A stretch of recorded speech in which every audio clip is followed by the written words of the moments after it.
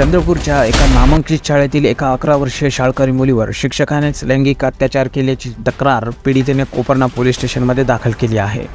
पीडित मुलगी ही शाळेत क्लासेस करता आली असता आरोपी शिक्षकाने ऑफिसमध्ये चल म्हणून पीडितेला घेऊन गेला।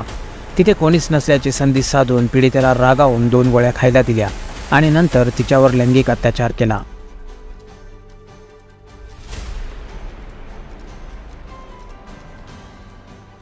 या घटनेची कल्पना पालकांना दिल्यास तुझ्या घरच्यांना जीवे मारून टाकेन अशी धमकीही या आरोपी शिक्षकाने तिला दिली असल्याची धक्कादायक माहिती समोर आली आहे।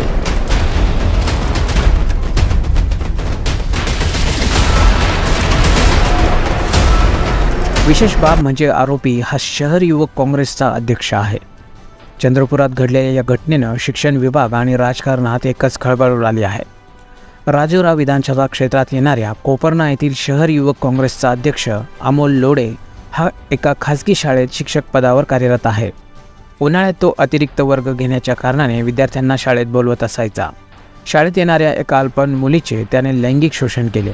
भीतीपोटी त्या मुलीने हा गंभीर प्रकार पालकांना सांगितला नाही। लैंगिक अत्याचार केल्यानंतर शिक्षक लोडे याने पीडित विद्यार्थिनीला घडलेला प्रकार कुणाला सांगितला तर तुझ्या आईवडिलांना जीवानीशी ठार मारू अशी धमकी दिली होती।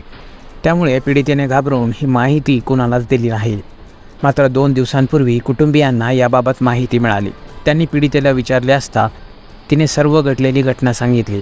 कुटुंबियांनी पोलीस ठाणे गाठून लोडे याच्या विरोधात तक्रार दाखल केली। पीडितेच्या तक्रारीवरून आरोपी अमोल लोडे याच्यावर कलम 376 पॉस्को अंतर्गत गुन्हा दाखल करण्यात आला आहे। तक्रार झाल्याची माहिती मिळताच आरोपी फरार झाला असून पोलीस त्याचा शोध घेत आहे।